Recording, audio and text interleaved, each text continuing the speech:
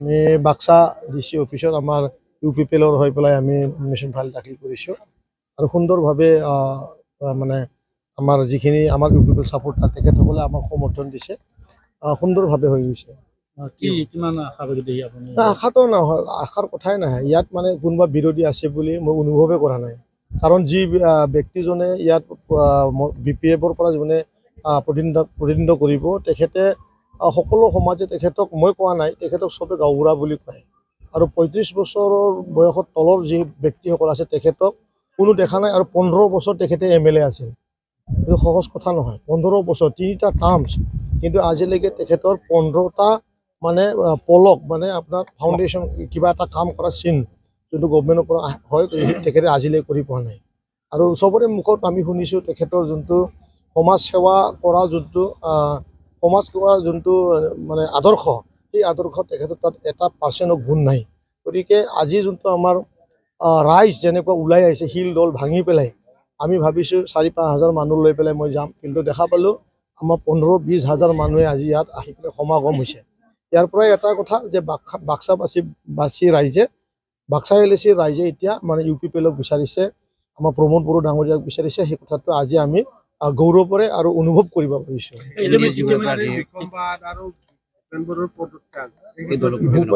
ভূপেন বড়ো ডাঙৰীয়াই এটা আমাৰ দলৰ, তেখেতে বহুত বছৰ সংগ্ৰাম কৰি আহিছে। মই আজিও ক'ম তেখেতক অলপ শান্তিমতে যদি তেখেতে চিন্তা কৰে, আমাৰ পূৰ্বতে কৰি অহা তেখেতৰ যি সংগ্ৰাম, এই সংগ্ৰামটো তেখেতে আগবাঢ়ি নিব পাৰিব।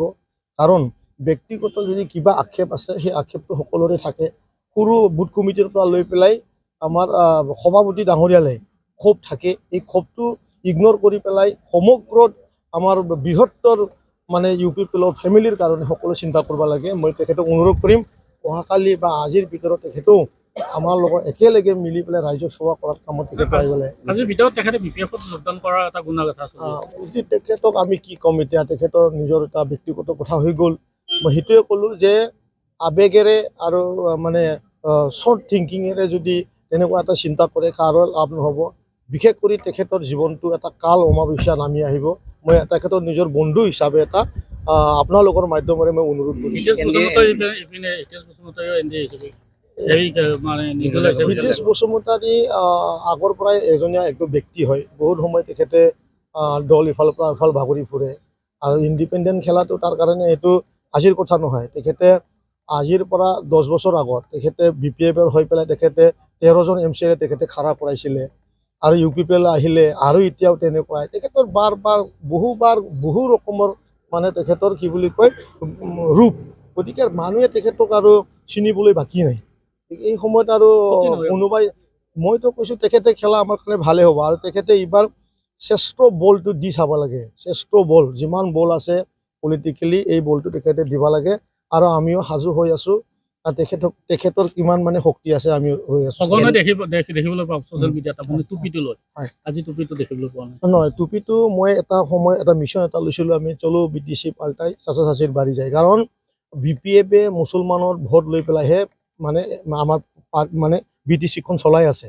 তেখেতে 80% ভোট মানে মুছলমানত লৈছে। আজি এই সময়ত মুছলমানৰ তেখেতে গাদ্দাৰি কৰিছে। মই বহুতবাৰ কৈ আহিছোঁ, মাটিৰ পাট্টা দিম বুলি কৈছিলে। BTC চুক্তি খোৱা সময়ত যি মানুহ হয় BTC-ৰ বাসিন্দা তেখেতসকলৰ চব মানে মাটিৰ পাট্টা দিম বুলি কৈছিলে। এতিয়া চাৰ্কল অফিচত আপোনালোকে গৈ সোধক, মণ্ডলক সোধক, চাৰ্কল অফিচাৰক সোধক।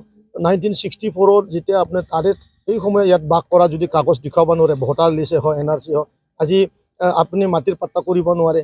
এতিয়া ইয়াৰ পৰা কি প্ৰমাণ হয়? মুছলমান মানুহক এটাও ভোট নিদিয়া, এটাও মানুহক এলটমেণ্ট নিদিয়া, বা অন্য জনগণক তেখেতে এটাও মানুহক মানে ইয়াৰ মানে বাসিন্দা বুলি পৰিচয় দিবলৈ তেখেতে এই পলিচিটো কৰিছে। গতিকে সমাজে হাগ্ৰামা মহিলা ডাঙৰীয়াক একদম ঠগবাজ, এজন মানে হাস্যকৰ এটা মানে লিডাৰ, আৰু জনগণক ভৰিৰে মোহৰাই তেখেতে ইয়াত মানে পলিটিক্স কৰি আছে। এই কথাটো ৰাইজে আস্তে আস্তে অনুভৱ কৰিছে। আৰু এই বিধানসভাত চাব আপোনালোকে, মই গৃহ বিশ্বাসেৰে মই কৈছোঁ এইবাৰ 10টা আসন UPPL-এ পাব।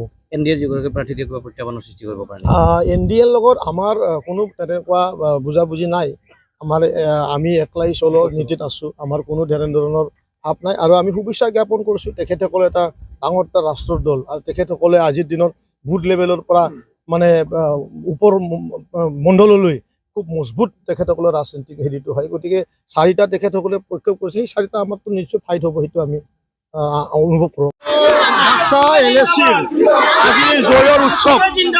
আজি আমাৰ দুৰ্গা মন্দিৰ মুছলপুৰত 12,000 আমাৰ আই মাতৃসকল, আমাৰ বাইদেউসকল, আমাৰ ভাইসকল আজি ইয়াত উপস্থিত হৈছে আৰু সকলোৱে অনুভৱ কৰিছে যে আৰু বাক্সাত আজি নমিনেশ্যনৰ দিন নহয়, আচলতে বাক্সা জয়ৰ উৎসৱ ইয়াত চলি আছে। মই এটাই কথা ক'ব বিচাৰিছোঁ যে হাগ্ৰামা মহিলাৰী ডাঙৰীয়াৰ যি দুৰ্নীতি, যি ভ্ৰষ্টাচাৰী, যি চেষ্টাচাৰী আৰু মানুহক তলুঙা মন্তব্য কৰি পেলাই বিভিন্ন সময়ত মিছা কথা কৈ আহিছে।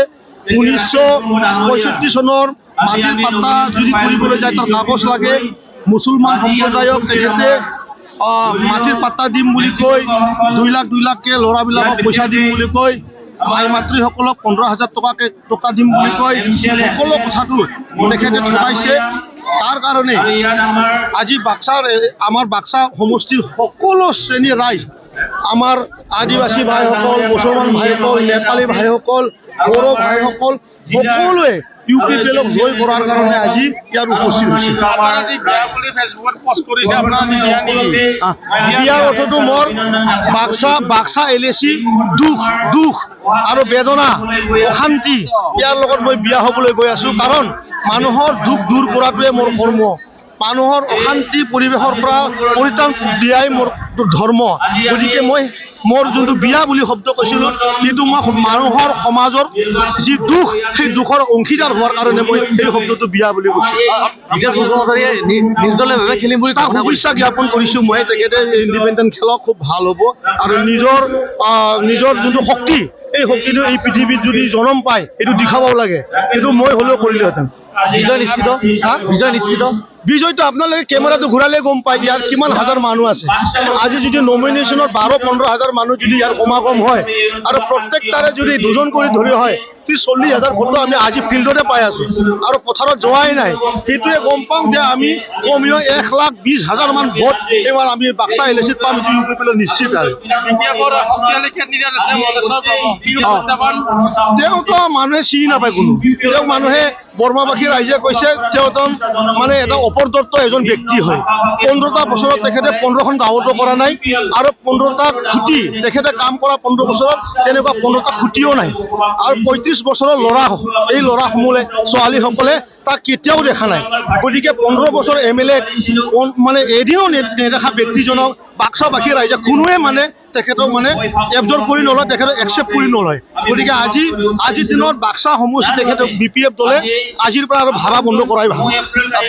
দল ত্যাগ কৰিছে, তেখেতক মই খুব ব্যক্তিগতভাৱে মৰম কৰোঁ। মোৰ অতীত সৰু কালৰ মোৰ বন্ধু, আৱেগ হৈছে আৰু মই অন্তৰৰ পৰা তেখেতক শুভেচ্ছা জ্ঞাপন কৰিম আৰু ভাবিম যে সৎ বুদ্ধিটো আহক, কাৰণ জীৱন মাথো সংগ্ৰাম আৰু সংগ্ৰামটো তেখেতে বহুত বছৰ কৰি আহিছে, সকলোৱে আমি সন্মান কৰোঁ।